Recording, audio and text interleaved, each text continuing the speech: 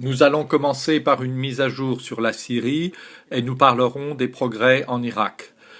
Comme vous le savez, la Turquie a procédé à des attaques aériennes dans la province de Hasaka, au nord de la Syrie, il y a 3 jours, dans lesquels des membres de nos forces partenaires dans la lutte contre Daesh ont perdu la vie.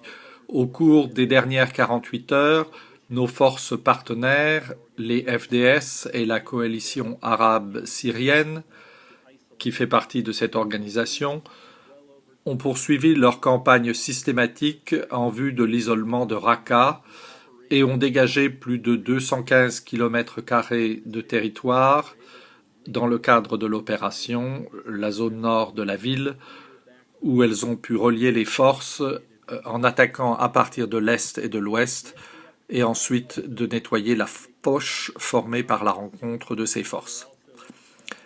Les FDS continuent également à progresser dans la ville de Tabqa, où elles contrôlent également le rythme des opérations face à une très forte résistance et avancent vers une zone de plus en plus réduite qui se trouve encore sous le contrôle de Daesh.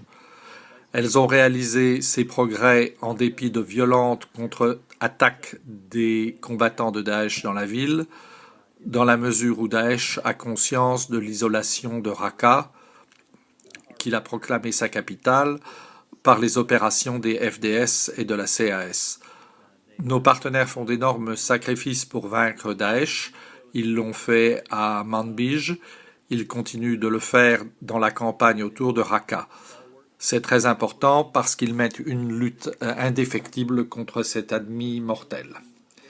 Bien sûr, l'appui aérien de la coalition a facilité leur progression, tout comme nos conseillers, ceux qui sont là-bas pour aider nos forces partenaires dans leur avancée dans le terrain dense, vers la ville, à Tabqa et ailleurs dans l'ensemble de la Syrie. Nous réduisons à néant la capacité de l'ennemi à conserver ses positions. Nous avons détruit des centaines de positions de combat de Daesh, son siège, ses caches d'armes et d'autres ressources de l'organisation, en particulier ses possibilités de mobilisation de fonds grâce à la vente de pétrole. Nous poursuivrons donc ces actions de soutien.